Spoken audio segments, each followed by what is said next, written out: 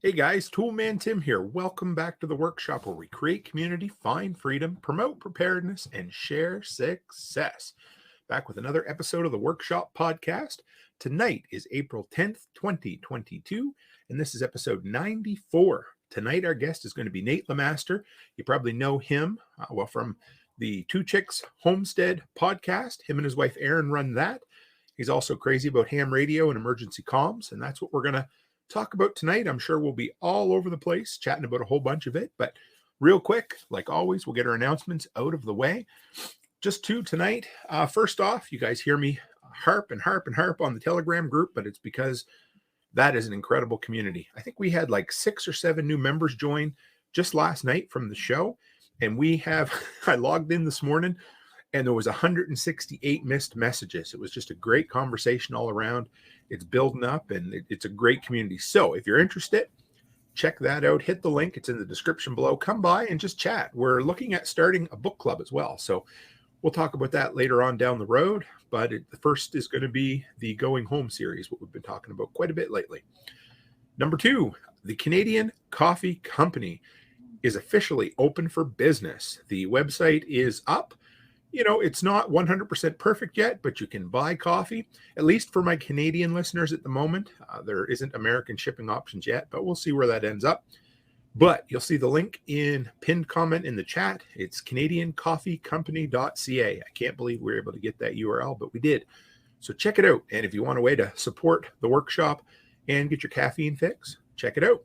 So with no further ado, let's bring on Nate. Hey, buddy, how are you? Hey, Tim, how are you? Good. How you been? Pretty busy. You're running around a lot today, so. That's all right. Have good weather down there or no?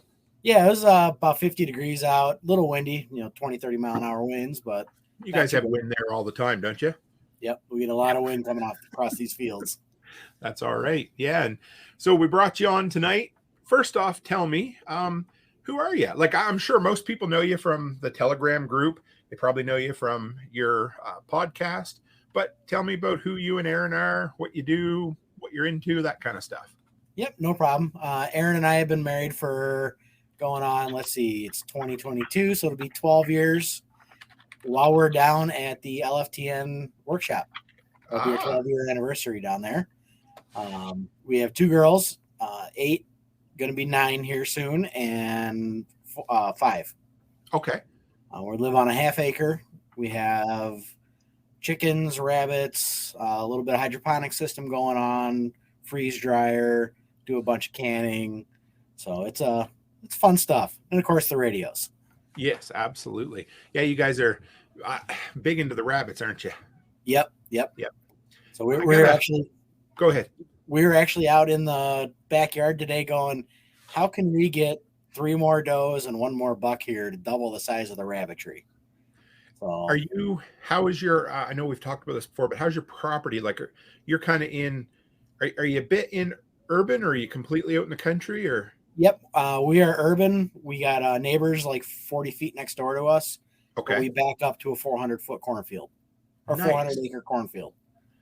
I know we didn't come on to talk about rabbits, but I find them intriguing, but did you, do you have any, do you have to do an incognito where you are? No, I mean, they're out in the hutch. We process them in the garage. Okay. If the neighbors see them, sorry. It is what it is. I don't even think the neighbors really know what, at least the neighbors on one side of us, they don't know what they are. The neighbor to the other side of us knows exactly what they are, and he gets a kick out of us doing it. Oh, that's cool. If you do it, you know what? I processed 2 entire deer in my garage right here in town, and you keep your damn garage door shut and you don't let blood get all over the snow if you can help it. Yep. You're going to bother anybody, Yeah. We've done 3 hogs and nobody knows that. So right in the garage. Yep. Isn't that's awesome? Yeah. Jeez, whatever. I love it. Yep. I bet you didn't dispatch them there though, did you? No. That they might. We also did a run of meat birds in our garage. No, we did the run of meat birds on the side of the garage. We just backed our cars in between the garages to block us, threw the doors open, the hatch open, and just processed 10 birds outside in between the 2 garages. I love it. That's like, I mean, so are there any bylaws in your area that might jump up and bite you, or are you pretty areas things okay for the most part? We actually got those bylaws changed. Oh, you want to talk about that a little? I'd Sure. love to hear that. Yeah. So they gave us a hard time about the rabbits. Okay. We had at the time we had 6 rabbits out, or no, it was not rabbits, it was the chickens. We had 6 chickens outside in a 4x4 with a 12-foot run. Okay. You know, they're relatively quiet, and the village wanted to come in and say, well, you can only have 4 chickens, and they have to be, each one of them has to be registered with the city. You got to pull a permit every year to own chickens. You have to pull a permit to run the coop or to build the coop. And I'm like, you got to be freaking kidding me. So we got in, started giving everybody a hard time at the village hall. Good for you. Aaron and I jumped in, said this, we're teaching our girls how to do this stuff. And we actually got it changed. We're now allowed to have 14 birds. Really? 14 laying hens. And we can have a run of a dozen meat birds at a time in village limits. That's incredible. And we can process them at home. No shit. Yeah. Wow. I'm Nobody proud can of you, say man. anything to us. Yep. So it is what it is. Yeah, because I've been on the down low. I've heard from a couple people there might be a bylaw here or a by-election where we're looking for a new town councilor, and the new council's in pretty good shape, like 3 young people who are pretty open-minded about things. And if they could get one more, balance of power, baby, right? So I'm really thinking that I might run just for the simple fact that on chickens and bees, those would be the 2 things. And maybe an off-leash dog park too, because my chihuahuas need somewhere to go. But really chickens and bees, that's what I would really like to see. Yep. So cool. So let's talk about, we can talk about where this came from first, but I chatted with Nate one night because my situation is I have, all of our immediate families right here in town, except for my brother-in-law and sister-in-law who live 10 miles out of town. And you and I have had a chat about this before. Yep. So we were talking about, I would like to have some sort of off-grid emergency communications kind of plan. So we'll chat about that a little bit later, but that's where the genesis of this conversation came from. So let's just start with the basics. How did you get into ham? How did you get interested in it? That kind of thing. Okay. Well, I used to always have CB radios in the car. What was your handle? Nothing. I just had them in there to listen. Okay. So, as a little kid, we used to go to horse shows. My parents had quarter horses. Okay. And we'd be running the trucks and trailers. And just, we'd always have a CB in the car because you're listening to other truck drivers. Yep. And then when I worked for my job as the trailer dealer, I used to go over to Indiana and pick up trailers. So I'm like, well, I'm going to throw a couple CBs in here and just have something. That's cool. And then, of course, CB became the dumpster fire. Yeah. So, and I'm like, I want to find something that works a little bit more reliable. So I started looking into the ham radio. And back then you needed to get your technician, you had to have Morse code. Right. So you'd had to do 5 words a minute Morse code. Well, that's not me. No. I've tried. It's not fun. I put it off. And then it's funny you bring up the Going Home books. Yes, which I listened to that audio book probably a year and a half ago. Okay. And then I also listened to a couple podcasts from Jack Spirko at the Survival Podcast. Yes. And he had one on ham radio, and then it popped up in this book. And I'm like, you know what? I'm going to look into this and I'm going to go down the rabbit hole. So I got my technician on March 10th of 2021. Okay. I got my general, which is HF privileges voice, June 23rd of 2021. And then I just got my extra a month ago today. Yes, sir. So you've been not even quite a year yet then, hey? Yeah. A year and a month. Okay. And your shit. Like, I'm not kidding, man. There isn't a question I've asked you. You're not even like, oh, I'll get back to you. I got to research it. You just, rattle it all off and let me know. So you're like me when you get interested in something, I mean, right? I have that problem. If I get into something, I go down the rabbit hole. Fair enough. And it is, I want whatever I can get my hands on. I want to go as far as I can. I want to get in as much trouble as I can. You know, I have the radios here. I've made, plenty of contacts, and it's fun to do. It seems to go in the self-reliance, homesteading, prepper mindset, doesn't it? We all Right. Do you ever the episode Jack did on the modern Renaissance man? Do you ever remember that one? Yep. Yeah. Did that resonate with you? Oh yeah. Yeah, me too. Because so for people who don't know what that is, it's basically somebody who has an interest, kind of a passing interest in just about everything, and whatever they're into, they're really into it. And then quite often they move on to something else they're really into. And I was like, yeah, so that resonates. And it seems to be people in this community seem to be that way too. I seen Brian from Lots Project in earlier. He's definitely that way. So yep. I mean, I remember hearing that from Jack and going, man, I really need to get my act together and start learning how to do this stuff. And that was a wake up call to me, and it sent me down several rabbit holes, and now I'm not really afraid to do anything. So back up just a hair. What happened to CB radio to make it so bad? Because I know in the 70s, like my father-in-law, he was a meat cutter. His handle was meat cutter. My grandfather, whose last name was, Cook, obviously, and his handle was Cookie Monster, and everybody was into it, right? So what happened to make it so, do you know what happened to make it so less? I think a lot of it had to do, they got rid of the call signs. Oh, okay. The actual call signs that you had to give when you acknowledge the contacts. So whenever I make contact on either the local radio, the 2 meter, 70 centimeter, or HF, I have to give out my call sign. Right. And they give me their call sign, and you can search it up and find out exactly who it is. By giving that call sign, I can go to the FCC database and find out, okay, who am I talking to? And it's going to give you an address too. Oh, really? Oh, yeah. But I mean, you're transmitting, right? Transmitting's the right word. Yes, transmitting. Yeah. You're transmitting publicly, yes. and there's no, from what I've read, there's zero expectation of privacy on ham, correct? No, right. There's zero. Yeah. So there's, you're anything you'd say there, you'd want to be able to send that in a text message or an email or broadcast it on TV. Hey. Right. Or you want to be able to say it to your kids.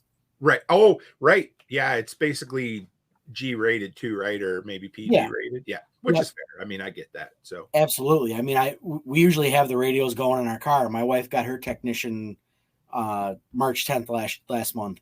Okay. A year today, I got my technician.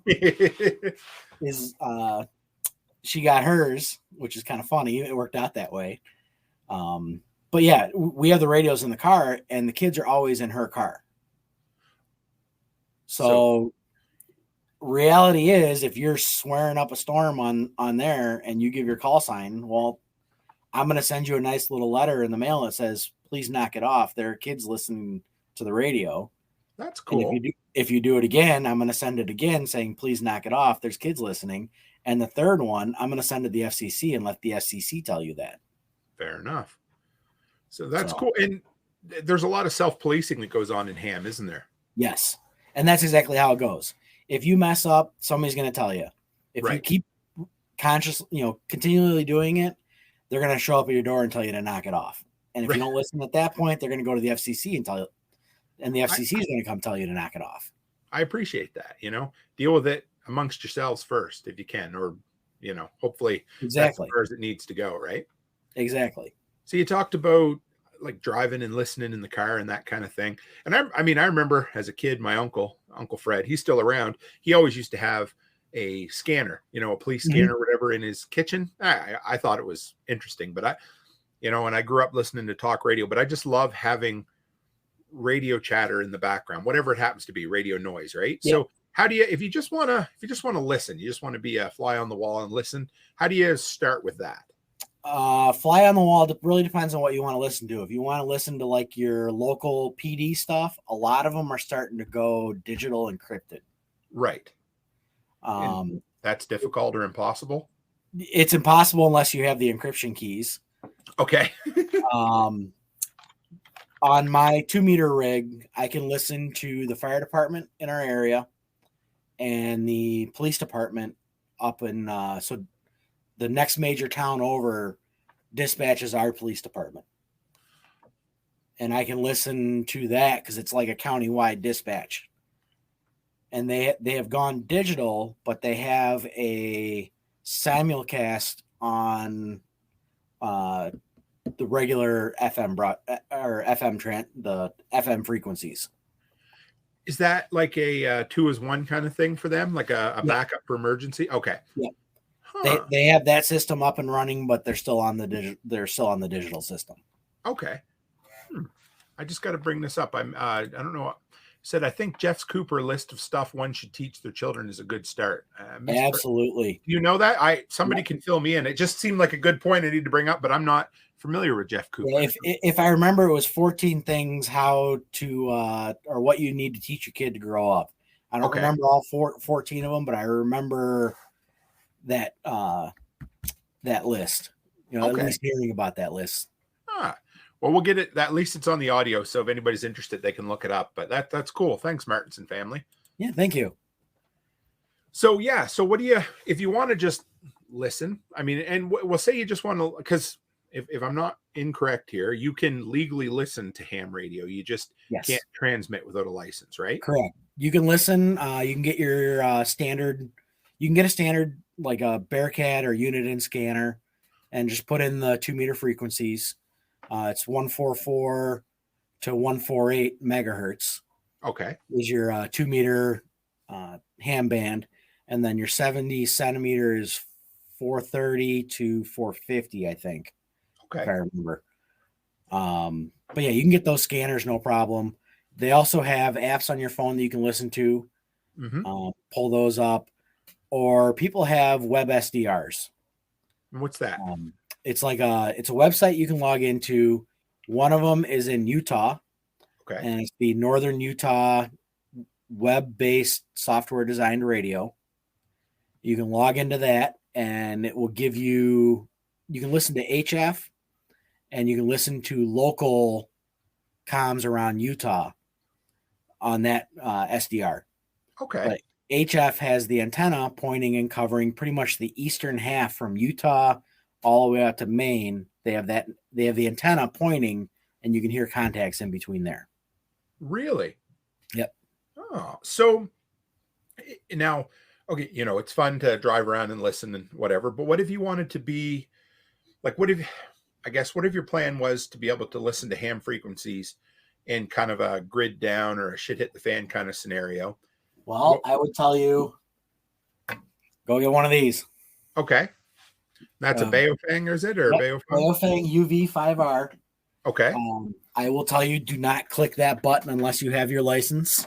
That is my disclaimer. Yep. It's a good way to listen if you want to. Okay. You can get most of your police frequencies on that as well. Oh, yes. I am 60 miles west of Chicago, and I can pick up the zone dispatch for Chicago on that thing. If really? Yep. And that's because they're transmitting at such a high power or high? Their height. It's all so it's all line of sight. So the higher you go, the farther you can go. Oh, okay. Is kind of a side track here. Is WGN out of Chicago? Yep, 890. Yeah. Do you ever hear about the Max Headroom incident? No. Okay, so you reminded me of height, right? Check it out. If anybody wants to go down a crazy rabbit hole, I don't know why I love this, but back in the late 80s, somebody hacked WGN and another TV station, and they brought in, it was some guy. Do you remember Max Headroom, or are you maybe not old enough to remember? I might not be old enough. Okay, that's all right. He was like, he's a guy that dressed up as like a computer character. He also did Coca-Cola commercials. They sold masks. He was super popular in the late 80s. Anyway, so somebody hacked into this, and they did this real cryptic kind of video for like 2 minutes. They interrupted a Doctor Who episode. So if anybody wants to check that, it was pretty cool. But they hacked into WGN and another one, and they've never solved it. Almost 40 years later, they still don't know who did it. So it was cool. Anyway, if you want to go down an internet rabbit hole, that's one to do. But so when you mentioned Chicago and height, they So, hi, I haven't seen Oliver before. He said max headroom is crazy. What's crazy is how we still don't know how it happened. Yeah, see, I don't know why those things just intrigue me. But actually, if anybody listens to the Casual Preppers podcast, they talked about like radio and TV intrusions a little while back, some really famous ones, and the max headroom one was one that that they talked about. So anyway, they're just kind of cool, and you're in that area, and I've always been intrigued by it, and I don't know why. Yeah, I can actually get 890 on the HF radio, which is quite nice. It comes in really clear with that long wire antenna. So what if you wanted to monitor? Well, I don't know. We never talked about shortwave, and I don't even know if you know anything about shortwave or anything, but what if you wanted to monitor HF in a worst case scenario? Is that doable? I know worst case scenario, I would say get a shortwave radio. Okay. Or any of these radios that you get as in the ham bands, some of the newer ones. Yep. They'll pick up anywhere from 30 kilohertz up to say 55 megahertz. Okay. So anything in that range you can hear. You know what? I just thought of something. Maybe could you explain 2 meter HF, that kind of stuff real quick? Because I just realized I'm using that term and I'm like, you know what? I didn't know what the hell that was a few years ago. So yeah, if you don't mind. Right. No problem. So HF, high frequency, is from 3 megahertz to 30 megahertz. And that is your long distance communications. Okay. You can bounce the signals around the world, basically. Your let's see, then it goes UHF is 30 to 300 megahertz. Okay. Which is your local comms. That's where your 2 meter, your 1.25 meter, and also the weather station down here. Okay. NOAA 162.400 is our local one. Okay. So your NOAA weather, and then your very high frequency is 300 to 3,000. Okay. So, and you need, in order to transmit and receive, or in order to transmit around the world on HF, you need to have at least your general. At least your general. Yeah. If you want to do voice, you got to have your general. Okay. You do have some privileges on 10 meters. Okay. 10 meters is not open a lot. So I would say bare minimum, if you want to do voice, get your general. If you want to do CW Morse code, you're fine with it as a tech. And that's the basic one, right? Tech. Yeah. And in Canada, it's basic and advanced, I guess. Basic with honors and advanced, in case we have some of our Canuck family on here. So that's good. Yeah. So So if you want to talk locally, the thing is, locally is really dependent on people keeping the repeaters up for the most part, right? Right. And then it's also line of sight. Okay. It's the repeater from our house is about 20 miles north of me. Okay. And I can get that probably about 40 miles out. Reliably I can get into it. And then local communications, there's somebody in the chat, Cliff Spear. He's actually in our club. Oh, nice. He is that's my wife's first contact, and we did that 2 meter set, radio to radio. Cool. That was the night she got her call sign. I got a hold of him and we jumped on. So that's awesome. But yeah, your 2 meter, your distance, like radio to radio, depending on your height, is about 30 miles. Okay. And so radio to radio with just the little Baofeng's stock. No, this is like a base station. Oh, base station. Okay. Yep. And then radio to radio with an HT, you're looking at 5 to 7 miles. Okay. And that's and you can get one of those long floppy antennas and extend that a little bit. I have a 14-inch quarter wave, or no, it's 19-inch quarter wave antenna on my Baofeng.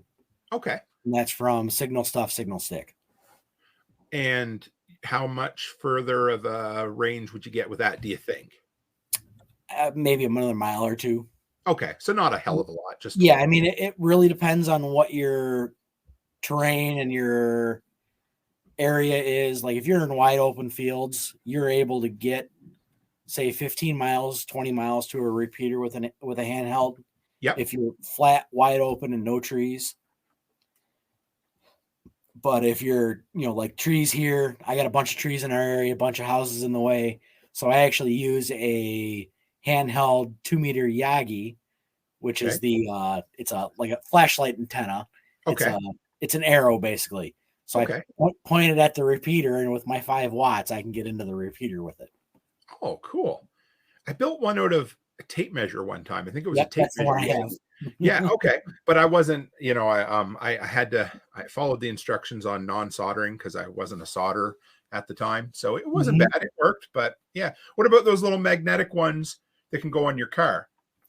Magnetic are fine. That's what my wife's truck has. Mm-hmm. She's got a 50 watt. It's a TYT 9800 is what we Okay. just put in hers. That is the same radio I have in mine.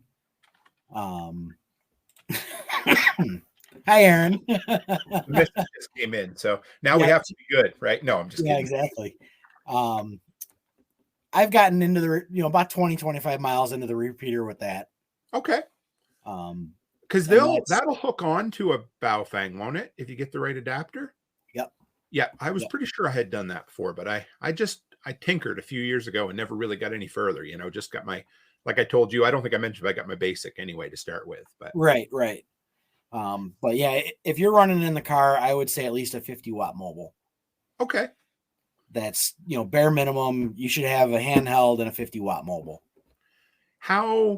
Any idea? So again, if you want to talk locally or converse locally with people, you need to be on 2-meter. And of course, like we said, for the most part, they're contingent on a repeater. And a repeater would be basically on an antenna or having its own antenna somewhere usually run by a local ham club, right? Yep. Ours is. And how resilient are they in power outages, bad weather, that kind of stuff, do you think? Ours has only gone down once or twice that I know of. Okay. I think one of them, it was an extended time because the amp blew. Yep. That usually is what happens, isn't it? They got it fixed without a problem. So we're using Simplex for a couple of days on our nets. Okay.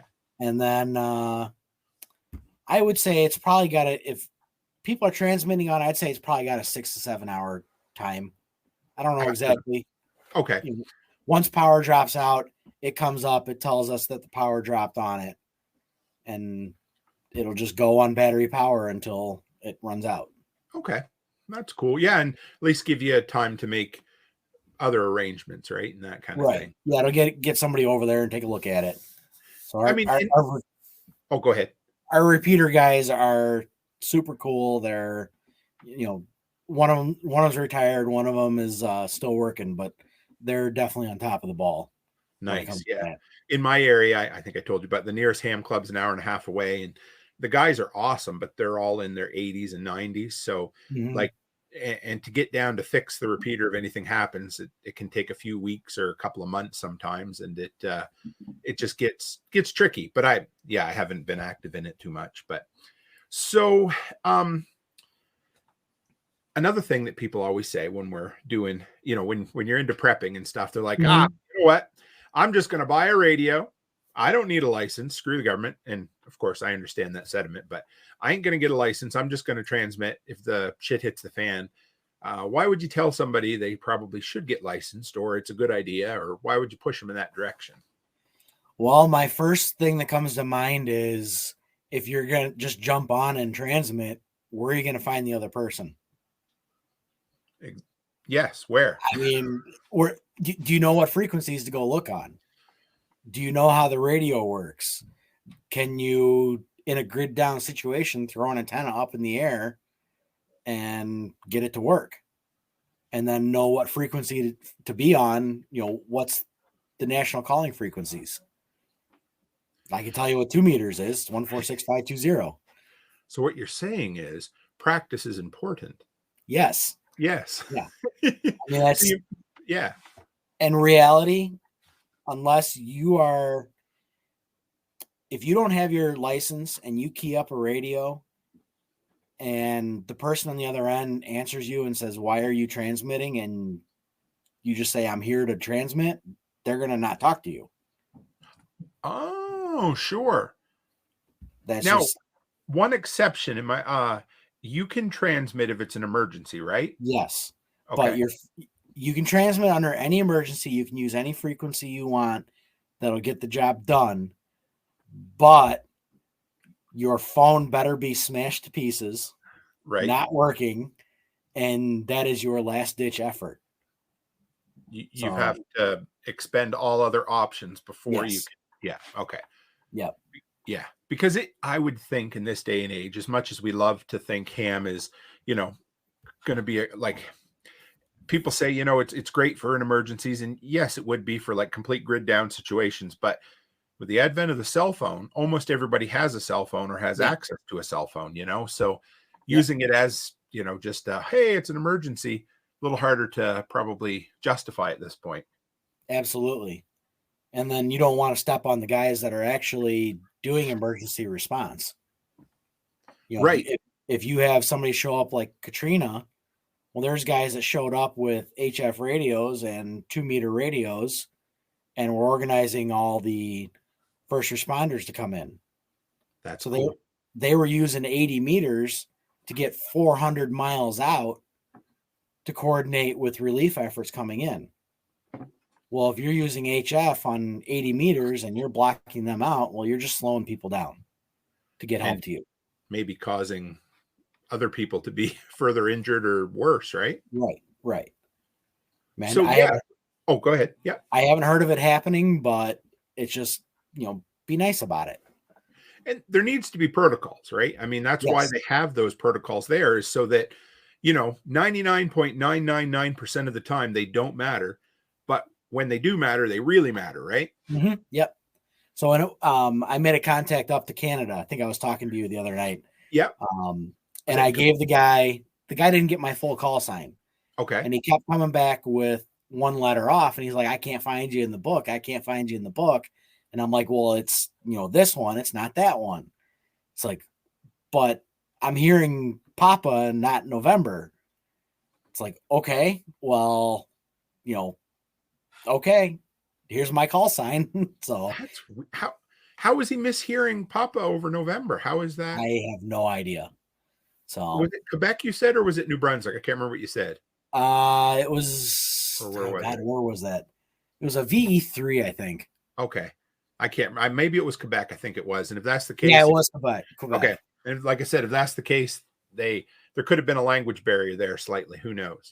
But very well could have been. So, like you said, then you need. I mean, yeah. If you're one of those people that are looking at getting a ham radio because, worst case scenario, it's going to be my lifeline to information, then I guess it would make sense to practice. Like you said, like what would be some of the practicing you would want to do so that you'd know? I mean, it's fun in general, but what practice would you say to do so that you would be, I don't know, proficient in that? Well, I would say get a radio. Well, once you have your license, get a radio, and then you can join Aries nets or Racy's nets, and those are the emergency response. Okay. Kind of the communications back and forth. Mm-hmm. We have an Aries net every Thursday night down here, and it's about 15 to 30 people check in each night. You could get join the Aries group, and you could run the drills and learn how that stuff works. And then once you get into HF, then you can learn how that'll come into play, like with WinLink, where you can send emails over HF. Really? Yeah. You talk about that a little bit? That's pretty intriguing. It's not something I've done yet. Okay. I haven't played with it, so I can't tell you for sure. But I know a lot of it that I hear are people like out in yachts, out in the middle of the ocean. They'll use 20-meter WinLink. Okay. Just to send emails off of the boat. That's cool. Because there's nothing else out there. Right. You're in the middle of the ocean. You're 1,000 miles from land. Huh. But, yeah. So that would be a lot cheaper than having one of those satellite phones. Phones. Okay. I've been told up here quite often too that a non-licensed way of communication that's marine radios up here, of course, because we're an ocean bay. A lot of the country makes their living on the ocean, so there's a lot of communications back and forth. But they said that's a good way. But you're only really supposed to have it, I guess, if you're on a boat. So you don't want to overextend your, you don't want to break the law, right? Or you don't want to do something you're not supposed to. Yep, absolutely. So I see a comment there, Oliver Crystal, about the winter heat. Let's bring that up. Okay. Yep. That was fun. So share about that. Winter heat was started in northern Illinois.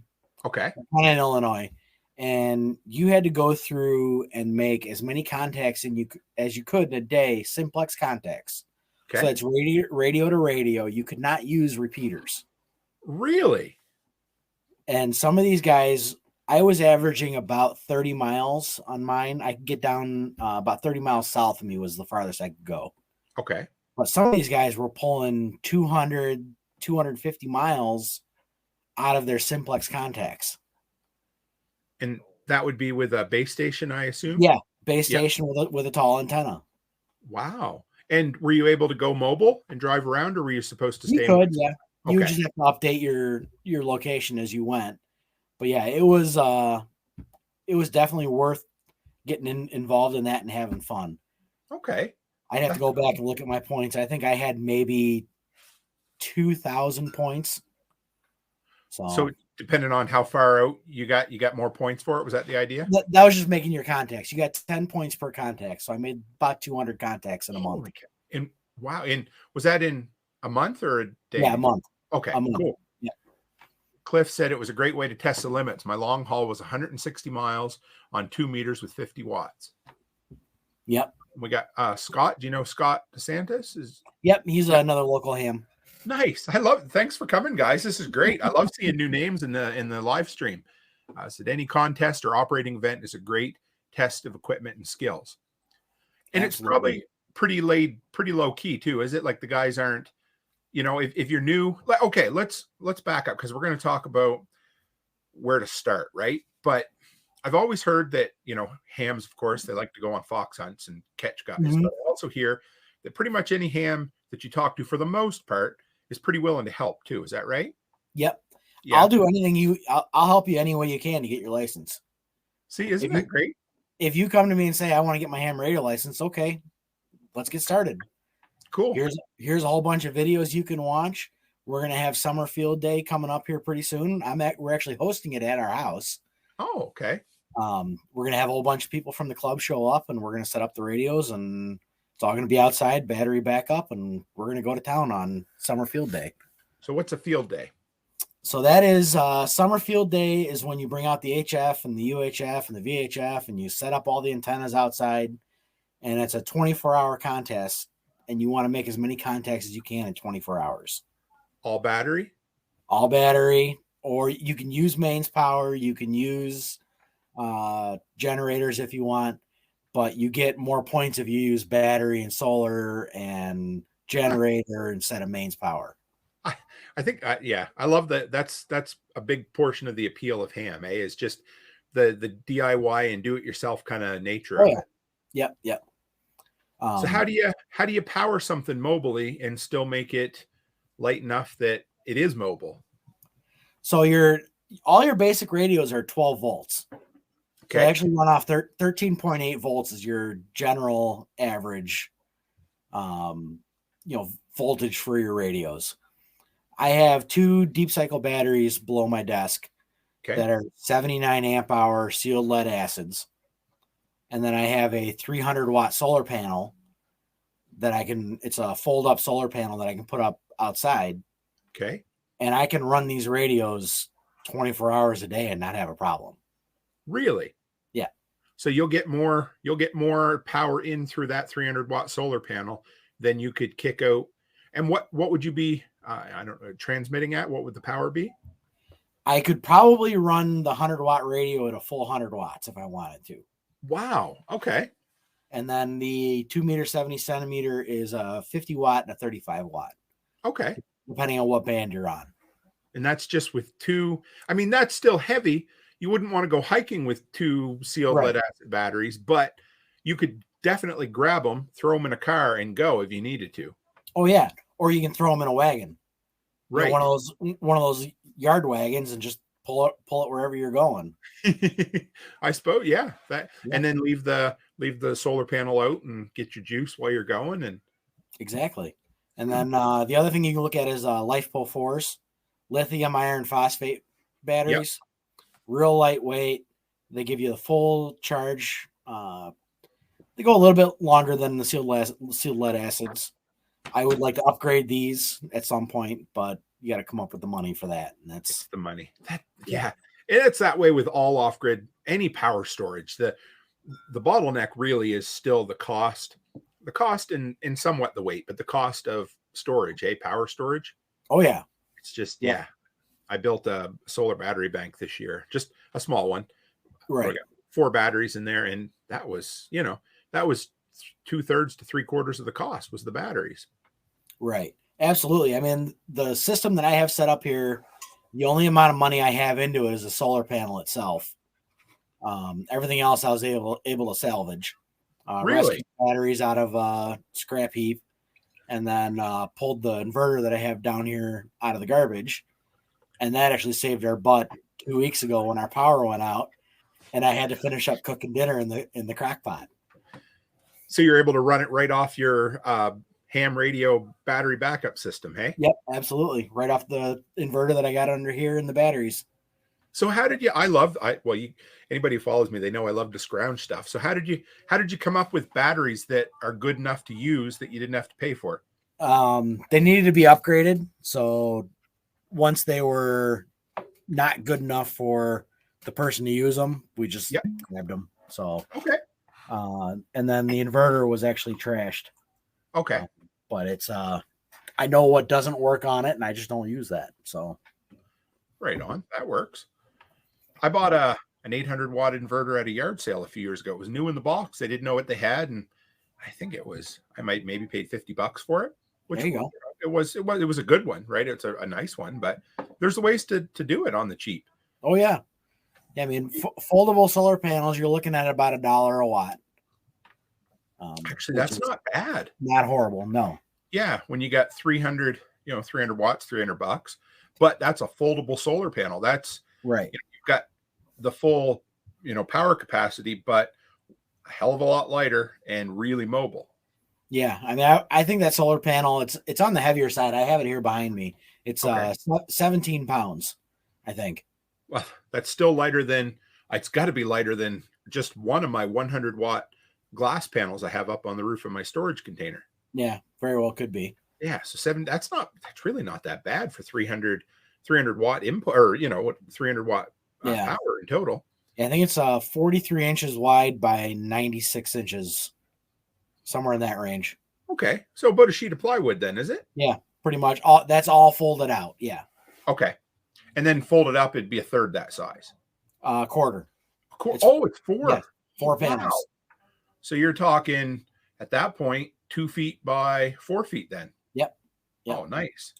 Oliver Crystal says, I have my computer system on a backup UPS and replace the battery every year, which is way too much, but then it goes into a battery box for off-grid power. There you go. I like that. Nothing wrong with that at all. No, not at all. Look into as a UPS. Yeah. So Erin says she wants to get her general, but if somebody's listening to us and they're like, hey, I'd like to do that. Where the hell do you even start, Nate? What do you do? First things first, I have my steps. They may not work for you. They did not work for Erin. She went a different route. Okay. I am somebody who has to have something in my ears and listen to everything. Ham Radio 2.0 on YouTube has the technician and the general, and is currently working on posting the extra classes as like a live stream sit down class. Really? And that helped for me. Okay. And then the app you want to use, you can get the study questions and you can actually go through and see all the questions that you're going to see on the test. Okay. And just rotate through them. That's hamstudy.org. I've heard of that. And if I remember, the technician has 422 questions. Okay. You're going to see 35 of those. Oh. The general has about the same. You're going to get 35. The extra is 622 questions, and you see 50 of those. Okay. So it's considerably more. So if you're starting, then I mean, you obviously can you go right to, like, can you skip? What's the first one? Sorry, I'm not basic because that's yeah. Can you skip technician, or do you have to do technician first? So the way you do it, I've seen guys do this. You study for your tech, you study for your general, and you study for your extra, and then you take your tech. If you pass your tech, they give you the general. If you pass the general, they give you the extra. If you pass the extra, well, you're done. And I've seen guys do that all in one swoop where they pass all 3 licenses. Okay. So you could do them all in one day. Yep. So do you have to go somewhere to take these tests? You can check with the local club. Our club does it. The Kishwaukee Amateur Radio Club up here in DeKalb, Illinois. We do testing, and also the best bet, and this is what Erin did to get her technician. She went to the Ham Radio Crash Course Discord. That's another YouTube guy. Mm-hmm. They have a testing session in there, and they can, basically on the fly test you as you want. Oh, and they'll do it right through over the internet through. Yeah, they'll do it through Zoom or StreamYard or something like that. Oh, that's so much better in some ways. You don't have to leave your house. Right. And Erin got her call sign. She took the test at 6:00, and by 7:30 on a Thursday night, the FCC already had the license processed and her call sign in her email. Really, that fast? Yep. It was an hour and a half. And how did one of you find it more difficult than the other to study, or? I think Erin did, because she's not tech savvy. Okay. I kind of do this stuff for a living. I'm around a lot of electrical. Mm-hmm. I do automotive upfits. So I'm basically the guy installing a bunch of electrical systems on trucks. So I kind of have the background. I kind of know about it. I can read the wiring diagrams. I kind of know Ohm's law. And then it's her. She didn't have any of it. And it took her a little while. But once she started taking the question test from hamstudy.org, it was like night and day, and she was done and ready to go test. And it all of a sudden just clicked. Okay. That's cool, because I mean, yeah, if there's a mom listening or somebody that just isn't really tech savvy, they might just think, well, that's it. I'm not even going to bother. But that's good to know that, even Erin could. No, I'm just kidding. But, but it really is good to know, though, because it was a bit intimidating to me. all I took was my basic, and I didn't know anything when I started, but they set it up for you to pass if you do your work ahead of time, right? Yes, absolutely. So whenever you take those practice tests, you see the questions and you see the answers, and that is word for word what it's going to be on the test. Nice. So it's not trying to trick you. Right. They don't pull a fast one on you. You've seen all these questions. You just got to go through them and learn them. Ronald's got a question for you. I said, don't know if you covered it, he said, but what is the best app to study for as a ham? We talked a little about it, but if you want to fill us in. If he's US based, his best one is hamstudy.org. Okay. And they do have an Android app. Okay. They are probably, I think it's $3.99, if I remember, for the app. Wow. But so your technician will update in June. Okay. They change the questions every 4 years. So the technician is due this year to change. So come June 30th, they're going to roll it over a set of questions. Well, hamstudy.org already has that question pool, and you can start studying that question pool even before it's released. See, ladies and gentlemen, that's why you come to the Workshop podcast, because Nate gives you hints and tricks just like that. I love it. That's great. Yeah. So okay. I will say, some people are probably not going to be happy about this, me being one of them. The FCC is going to start charging a $35 fee for getting your license. Really? Currently, it is free. Okay. With that being said, I don't particularly agree with the fee being put in, but it's the way government is going to work right now. Yeah. We all know government likes to do what government does. I know there's a lot of hams out there that are not happy about it, but if you really look at it, it's $3.50 a year for your license. Because your license is good for 10 years. So you have to renew your license in 10 years? Yep. Do you have to retest? No. Oh, thank God. Okay. Nope. I got my extra about a month ago. So I'm done doing all the tests. All I have to do is my $35 for the renewal. It is not it's just kind of lost my train of thought. You're just renewing your license. So it's probably just, I'm guessing, to make sure that it probably frees up. I know I've heard of people, is it a dead key? Is that what they call it when somebody passes? Or silent key? Sorry, dead key. Silent keys. Yeah. But it's probably a way to free up call signs and different things as well. Is it if somebody doesn't renew, do they eventually lose their call sign? Yeah, it'll be 2 years after they don't renew, they'll lose it. Okay. I would say if you can get it done by April 19th, which you have 9 days, that's when the fee takes effect. If you can get it done between now and then, they are only charging you the $35 for your technician license. And then, of course, your people administering the test is going to have a little bit more. They charge you a little bit for the test? They charge you $10 or $15 just to administer the test and send the stuff out. Yeah, fair enough. All in all, it's really not that much. They don't charge you to upgrade from general to extra or tech to general. So it's only the $35 initially and the renewals and your vanity calls.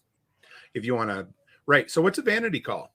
So your vanity call, you can go through, and if the call is not being used, you can pull the vanity calls out. My current one is a vanity. I just got a new one. I got a 2x2 vanity that'll be coming in a couple days. I wanted to sneak that in. Is it? Yeah.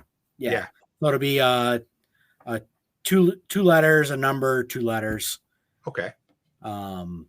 Currently I have a 2x3, and that's 2 letters, a number, and then 3 letters. And same with Erin. She's got a 2x3 as well. Hers is a vanity as well. Okay. So what do they charge you for that? They don't charge you anything right now. So if you can get that in and you want it done now and you already have your license, send it in now. Okay. Once the 19th comes around, it'll be $35. And going forward, it's $35 every 10 years? Yep. Going forward, it'll be $35 every 10 years to renew your license.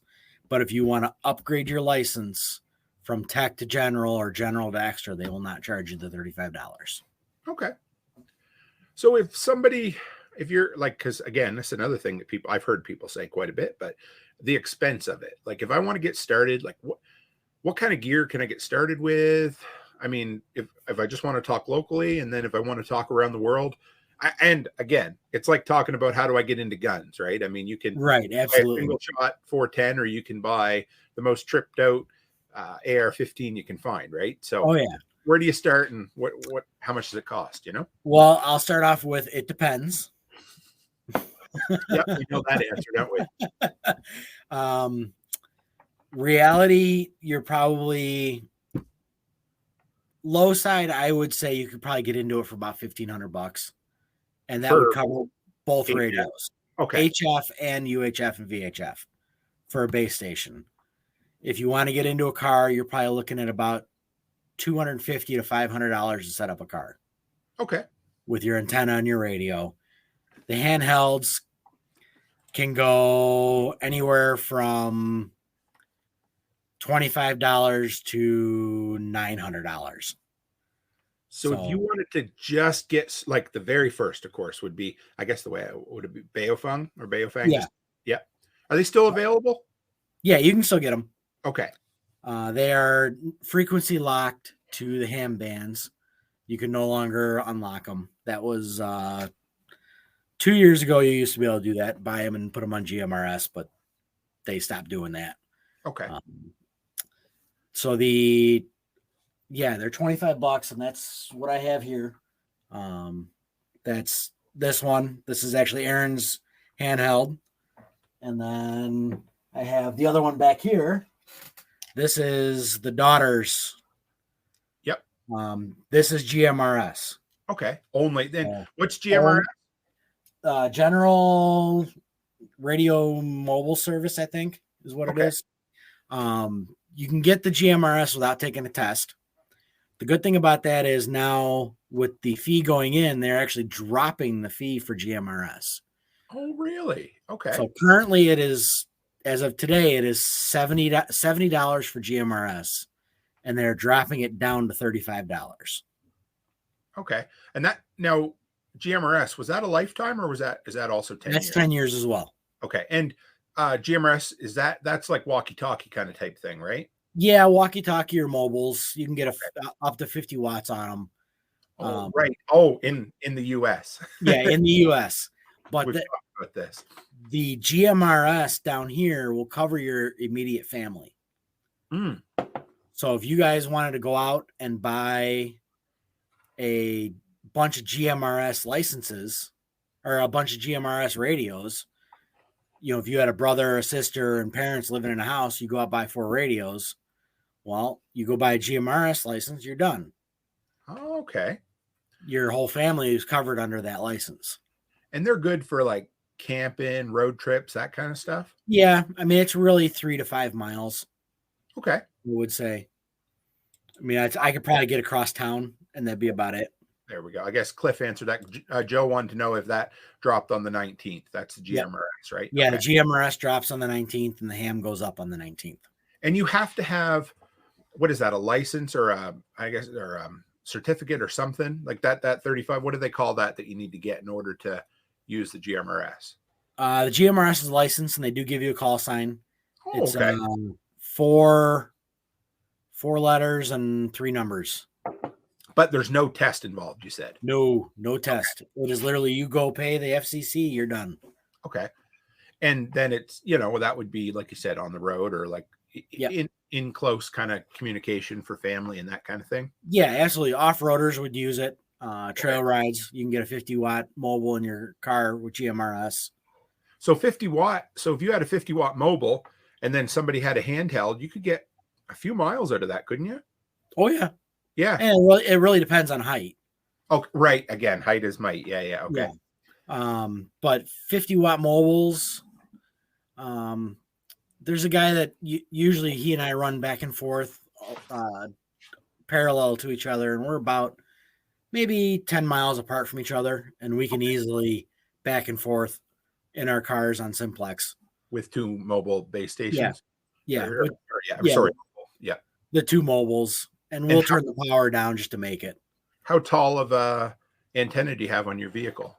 I have a 5/8 wave, and it is 59 inches, 49 inches. Okay. I have to go out and measure it. So I have a nice little Honda Civic, so I fit under drive-thrus with it.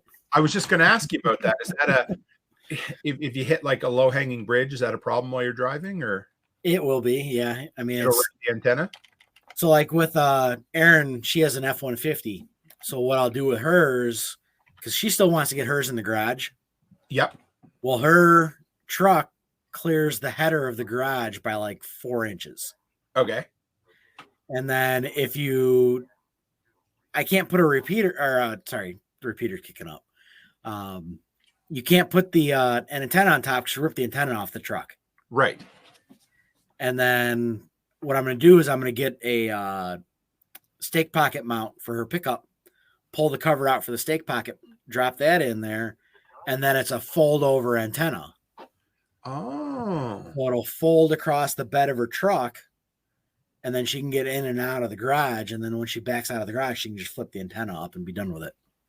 But tell her to remember to fold it down when she goes back into the garage when she gets home. Yeah, well, she'll have to remember that. Just going through a drive-through one time, and I could hear this kind of and I couldn't figure out what the hell it was. So I looked back and I forgot I was delivering a 3-piece shower unit for the hardware store, and it was right up, and the cardboard of the packaging was rubbing on the overpass of the drive-through. So Oh yeah, you gotta be careful. Yeah, I've heard stories of guys going through drive-throughs with a 5/8 wave on the top of their pickup truck cap and knocking all the fluorescent lights out as they go through drive-throughs. Oh, that would get expensive, wouldn't it? Mm-hmm. Yep. That makes sense. So, yeah, I mean, so like you said, you could start at $25 with a handheld, and then you could go to $5,000 for a whole bunch of like a command center, base station, and everything. More than that. More than that. I've seen radios for $15,000 out there. Oh my God. And then, and how tall of an antenna do you need realistically? Like, I mean, I know guys work around HOA restrictions and stuff, but like, do I need to have, 65-foot, the old TV stands or antenna stands they used to have? Do I need something? Where do I go? So the way I have mine set up, I have a J pole on my garage for 2 meters. Okay. I think that thing, I'd have to look it up, but maybe about 50 to 60 inches, somewhere in that range. And that's like copper pipe almost or something, isn't it? Or yeah, it's out of copper pipe. Okay. Really easy. It's worked so far. I can get into the repeaters in the area. I do have a Tram 1481 going up on the house, and that'll be as soon as the weather breaks, and that's a 17-foot tall antenna. Okay. And that's going on an eave mount with a pipe just to kind of get it up a little bit higher. It's at 20 feet right now. I'd like to get up to about 35 feet. Okay. So that's your 2 meter, 70 centimeter. The HF antenna that I have is a 80 meter half wave end fed antenna. Okay. It is about 130 feet long. Okay. But it's not 130 feet high, is it? No, it is so you and I were talking about this. The way it comes up, it goes across the top of my garage. Okay. Up into a black walnut at about 35 feet. Okay. Then comes back down to my back fence about 10 feet up, and then dog legs over to the east for the remainder of the distance.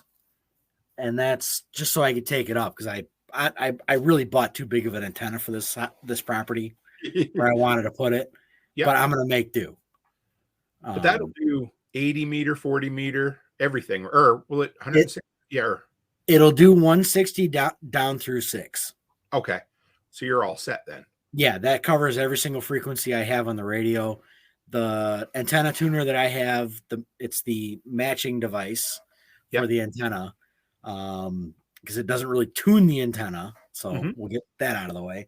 It will pull up 160 without a problem, and it'll pull up 6 without a problem. Okay. 6 meters, you're going to get some contacts and not that many. Your main bands are going to be 20, 40, and 80. And then you get some on 10 starting to open up to the south. We've gotten down into like Mexico, Brazil, or Venezuela. Okay. From here. And that's where technicians have voice privileges down in there too, 10 meters. Oh. So now if you really wanted to get your technician, at least you'd have some frequencies to play with, and 10 meters is starting to open up where you can go across the country, or at least across the world. Okay. Get you started anyway. Yeah. The sun cycle's starting to come up, so now's the time to do it. And that's, so we don't have to go deep into it, but how does the sun cycle, how does that work exactly? Magic. Because sometimes the bands are open and sometimes they're closed, right? Right. Absolutely. Nighttime, daytime, sun cycles, solar flux, that all, comes into play. It's more, if your solar flux index, your SFI goes up higher, and your K index stays way high and your A index is low, that's when things really start to open up. Okay. But if I got to look at it. Give me just a second here. Okay. Just so I know, I have an app on my phone that tells me this. Okay. Just so I can be honest here. Yeah, no, that's all right. While you're looking it up there, Ronald Cole said it'd be pretty cool for to be able to talk to someone in Brazil from your vehicle. That would be kind of neat because you can get radio stations that are, Yep. One of the things I was listening to was S57DX. So S57DX is a ham out of Slovenia. Yes, sir. And I made contact with him, and he picked up a mobile station down in Alabama. Really? So Mobile station. A mobile station in a car from Slovenia. And I mean, I don't know what to say. Height isn't as big an issue with that, is it? Because no, because you're going more horizontal, right? You're you're bouncing it. Yeah, you're skipping it on the ionosphere. So that was on 20 meters. Okay. So basically, I'm looking at it right now. Your solar data currently, your solar flux is 101. So the higher that number goes, the better. Your A index is a 34, and your K index is a 3. Okay. So if those A and Ks get closer together, and your K stays low, or no, all right, let me start over. If your K index stays low and your A index is high, that's better propagation. Okay. But if your A and your K kind of close in on each other, things are that's when things start shutting down a little bit. And it was quiet for like more than a year. Yeah, it goes with the 11-year sun cycle. Okay. So we're just coming in with the peak. Bring this up. There's another question there for you too. Yep, I'll get to that one in just a second. Yeah, no worries. Generally, your daytime contacts are better because that's when your propagation is better with the sun. Oh, okay. You can go further around. Your 80 meters and 40 meters is really good at night. 40 meters works pretty good at distances, but 80 meters is more close in. Okay. 20 meters is really good for DX, which is long distance. Long distance, low power or not? Yeah, you could do low power. I mean, a lot of guys are running 15, it's anywhere from 200 to 1500 watts. Oh, so okay. if you're running 5 watts to 100 watts, you're really, I could say QRP is 100 watts now, but it's not. So because for anybody on the audio, Ronald was just asking if night was better for contacts or not. But there's another great big it depends then, right? Right, absolutely. It really depends on the solar cycle. Okay. If you're coming into a high solar cycle, you're going to get longer distances. If you're in the lows, like we're just coming out of it, so your contacts are going to be real close in. Like 2 years ago, 20 meters might cover the United States. Okay. 2 meters is now getting over. I heard United Arab Emirates earlier. On 20 meters. On 20 meters. Wow. And Scott in here, I think, can confirm that. I think he posted it. We have a chat going on Facebook for the DX groups. So if one of us catches a DX station on, we'll let everybody else know and what the frequency is. So how much was that antenna? The one that'll do all the bands? 150, $200, I think.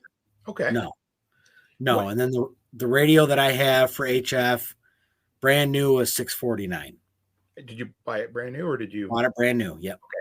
Now another thing I've been told, and tell me if I'm wrong, but a lot of times, again, hams like to help other hams out, especially if you're new. Sometimes it helps to ask your local ham radio club or talk around if anybody has one they're willing to sell for less than full price. Yep. My first radio was an ICOM 2710. Okay. And I traded some homemade rabbit jerky and some jelly for it from a friend of ours that's in California. Yes, sir. So, and yes, Aaron, I did tell the real price. Yes, I understand. There's so in Canada, I want to say it's this one, amateur KWARK swap shop. So if anybody's looking, that is like, I mean, the website looks like it was designed in 1996. Like it's old. Oh, they all are. But yeah, I know ham's so funny, but I mean, not much has changed ham in 25 years, right? Mm-hmm. But yeah, so that's where I bought a lot of my gear, and I got a killer deal on a lot of it. If you're willing to be patient and check with people, you know? Right. Yeah. Oh, Cliff says $100 antenna, $1,600 radio. Yep. He just got a new one. So, but yeah, so you could have if you wanted to do HF, you could have $100 antenna and a $500-$600 radio, or if you try, absolutely, or you could trade rabbit jerky for it, maybe even. Right. I love that. Awesome. That was a 2 meter, 70 centimeter rig that I got. Okay. I actually fried that, so I need to send it out and get it replaced. The second one that I bought was TYT, and that was about $250. Okay. And that's the one I put in Aaron's truck. Same one. So we have two of those. And then the one I originally had in her car was a Yaesu FT 1802. Okay. 2 meter rig. I bought that from actually the same person. I paid him cash for it and just told him to ship it. Mm-hmm.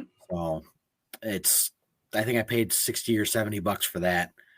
And then a local ham sold me the base station that I have here for 2 meter, 70 centimeter for a really good deal. And it was something I just couldn't pass up. So I understand that. So another question for you. We talk about the book series in here all the time, but obviously Going Home was one of our favorites. But do you know in the book where Morgan basically gets on the ham radio, HF mm-hmm. frequency, and he's able to talk to a ham in his town, who's then, it was a friend or whatever. But how realistic is that? If I were across the country and wanted to make a contact with somebody, at least in the same town that I needed to talk to, is that right out to lunch or not? It's possible, but not. I can't say it'd be an everyday thing. Okay. They were really. I remember in that book, it was about a 250-mile walk. Yeah. Oh yeah. So, sure. Okay. So if he was on 80 meters, absolutely. Oh, okay. So 80 meters sends a signal if you do NVIS, near vertical incident skywave. Okay. Which is where you have the antenna real low to the ground. So say your ground's right here, you're about 5 feet up off the ground. It'll shoot all the RF straight up into the ionosphere, and it'll bounce down and come down in like a 500-mile circle. Oh, okay. So that is possible. Okay. I mean, I could definitely see that happening, but if you're 800, 900, 1,000, 2,000 miles away, it's gonna be tough. Okay. And honestly, I mean, maybe I'm crazy, but 800, 900, 1,000 miles away, you're probably not going to try to make it home on foot anyway. Yeah. No. Yeah. But okay. I wondered. I've been thinking about that even since I've been rereading it. And I said, I got to ask Nate about that. So yeah, it's possible. And I will say with that, anything is possible with money. Mm-hmm. You throw enough watts behind any signal, you're going to get where you want to go. Or you throw enough money behind anything, you'll get where you want to go. Fair enough. So what about, have you built anything? I mean, you mentioned like, what are some, so if you're wanting to do this on the cheap and you're also kind of handy, yep. what could you build or what can you do or, So the one thing that I built was my Yagi antenna mm-hmm. for direction finding. We had a fox hunt here. The club put one on last year and I'm like, well, you know what? I'm going to build the antenna. So I built it to fit the UV5R. It's a 2 meter. I got it out in the garage. And I took my daughter, we jumped in the car and drove around a couple towns over and went looking for a transmitter. But it was like a $5 antenna out of a tape measure and some PVC pipe. Okay. So it worked. I mean, we got pretty close to the transmitter. You're able to find it that way? We were about 100 yards away from the transmitter before I gave up. Okay. So, but starting off 15 miles away, I couldn't find it because the null was not enough. When I was spinning around, I was just getting blasted with RF because it just wasn't really working where it needed to work. But you learned. Oh yeah. Yeah. So Yeah. what's a fox hunt? I hear guys use that term all the time in case people What's are that? what is a fox hunt? So a fox hunt, that is if you got somebody transmitting or you need to go find somebody or you have like a stuck key, you can take a radio and an arrow antenna, Yagi, which is directional. Okay. Well, if say your antenna is right here, if you're pointing it here, you can wiggle your arm back and forth. But if you're facing away, you don't hear it. Okay. As you get closer, you get a little more noise. Yeah, as you get closer, you start to lose that null, but you can spin around in a circle and eventually you'll lose it.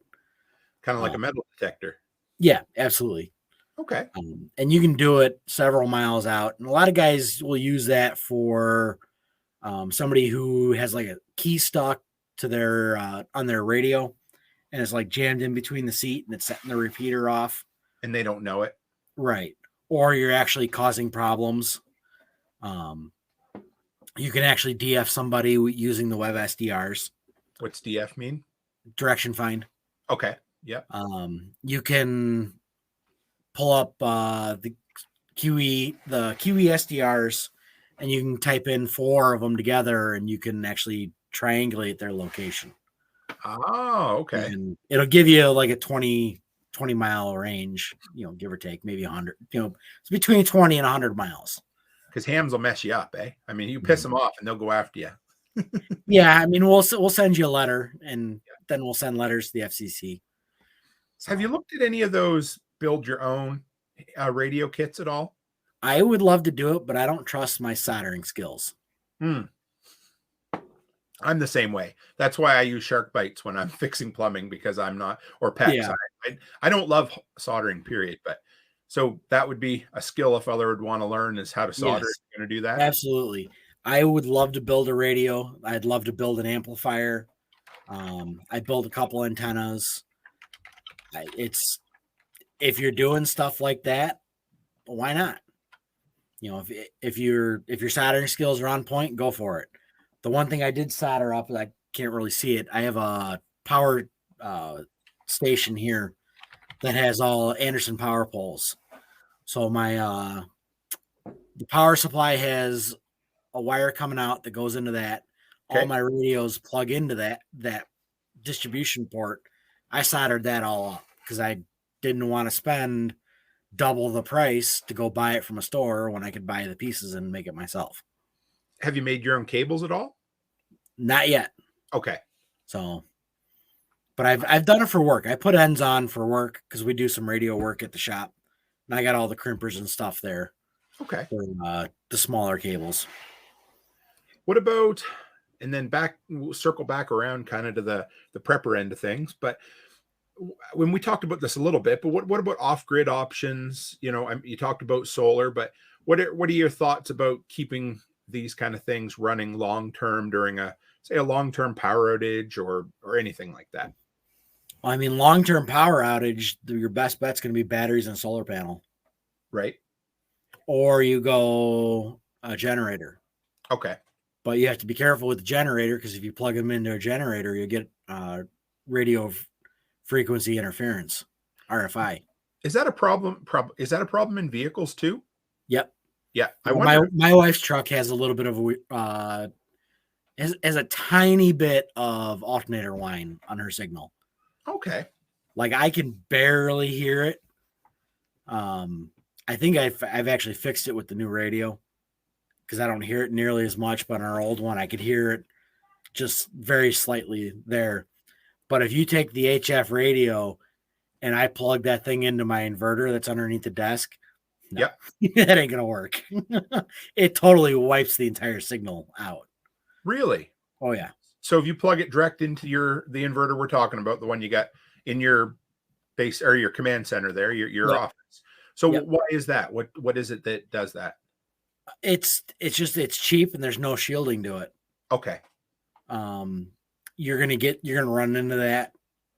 Same with the generators. If it's not a pure sine. That's what I was going to ask you. So if you're looking to run anything like that, you want a pure sine generator then, right? Probably, yeah. Okay. Or an inverter as well? Yeah. Yeah, Okay. pure sine generator, pure sine inverter. Both of mine are modified sines. My generator's modified, same with this inverter. And just too much noise with a modified? Yeah. Okay. Yeah. I mean, if I plug this thing in, if I plug my power supply into the inverter, I'll get an S9, 10 over noise floor. And that you can't hear anything.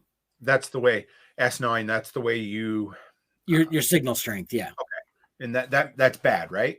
Oh yeah. If you get S9, that pretty much will wipe out the entire front end of the radio. Okay.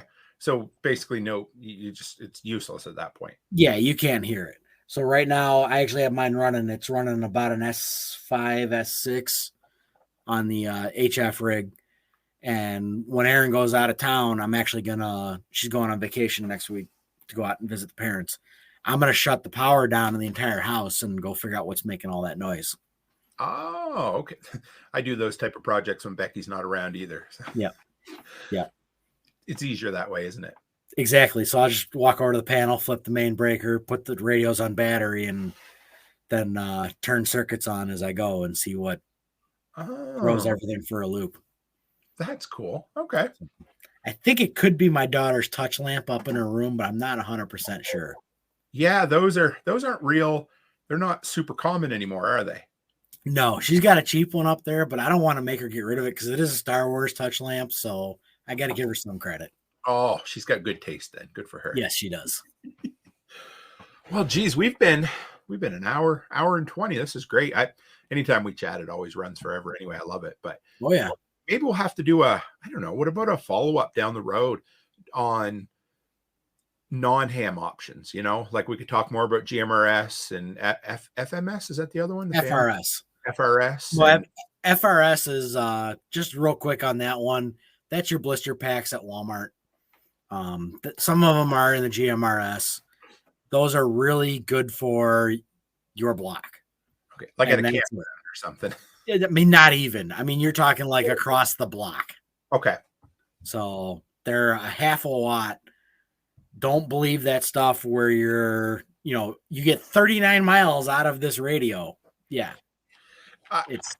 I ran into that too. I bought a blister pack at Costco and it's like 50-mile range. And I'm like, okay, well, if it says 50, I should be able to at least get 10. I couldn't get 2 miles out of the damn thing. Yeah. Yeah. But yeah, so yeah, maybe we could, and we could do maybe, do you do shortwave at all too? Or have you been into that? Yep. I do some shortwave stuff. There was actually real quick, the Ukraine stuff. Mm-hmm. If you could speak Russian, you could hear all that stuff go down. Really? So I have the frequency for the Russian HF bombing net. Oh, wow. And everybody was saying that frequency was alive with Russian chatter that night that they invaded. Now it was 11.1175 11 or 175, 11.175, I think. I'd have to go look it up. Mm-hmm. But that is stuff you can listen to. Wow. You can hear the military. You can hear HF planes running across the Atlantic and the Pacific because they have HF radios on their stuff too. Right.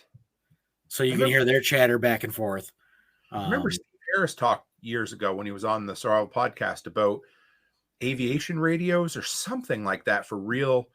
I forget what he called it, but it was some kind of special band or frequency that for emergency you could transmit on. I don't know if do you know anything about that or no? Not really. I know the radios that we have the local airport that's 7 miles away.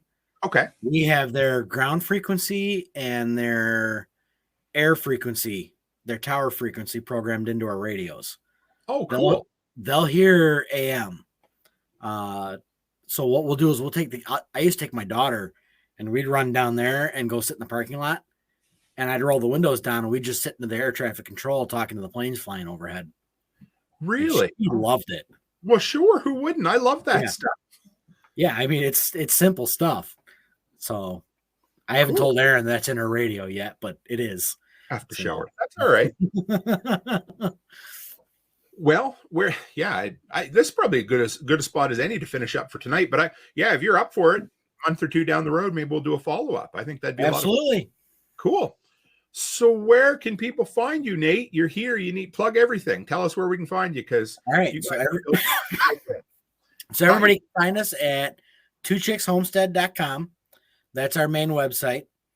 That is www.twochickshomestead.com. Cool. That'll have all of our information, everything that we've done. You can find us at Two Chicks Homestead Podcast. Aaron and I do a weekly podcast, and we just kind of go through life and do what we're doing. We've done stuff on homeschool, processing animals, raising rabbits, canning stuff, anything you guys really want to know. And, we're on a half acre, and it's geared towards people who have small acreage. Nice. And then you can find us on Float at Two Chicks Homestead. And then Aaron's got an Instagram, and we're on Facebook. We have a group on there, Northern Illinois Preparedness, or Homesteading and Preparedness. And then you can find us at Two Chicks Homestead on Facebook as well.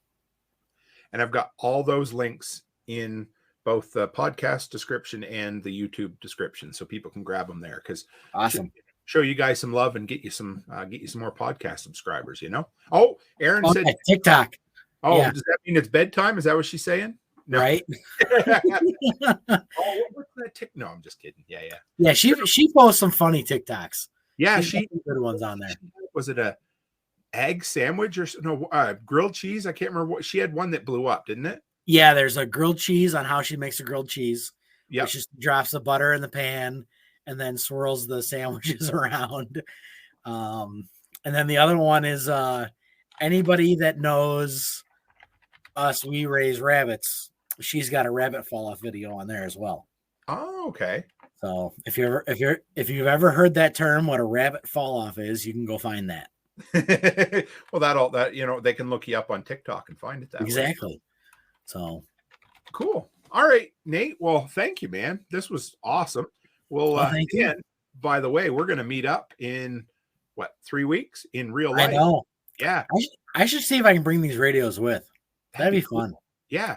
If I can get an antenna set up down at LFTN, maybe we could make some contacts. Oh, John's going to be there. John Pugliano.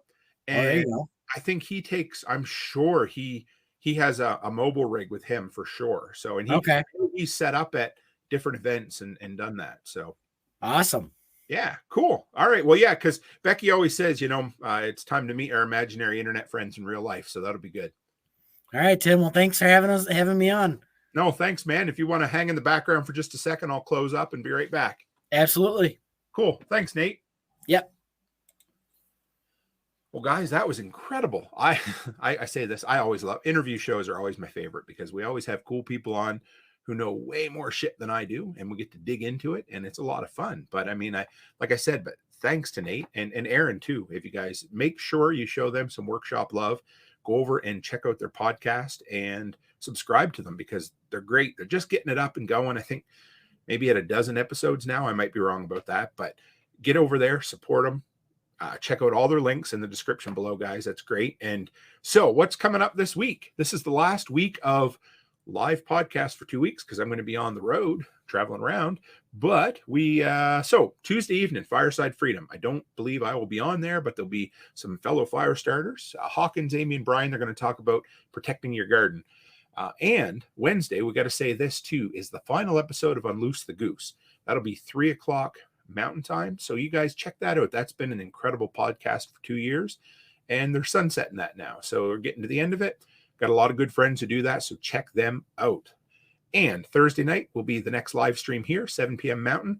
We will be talking preparedness here and on the Prepper Broadcast Network. So show them some love. Go by there and check us out at PBN. Anyway, guys, I say it every single evening, but this was just an awesome crowd. Thank you. You guys can spend your time anywhere. And it honestly is a blessing and an honor for you guys to come and hang out with me for an hour and a half. So thank you. And as always, guys, stay happy, stay healthy, and have a great week.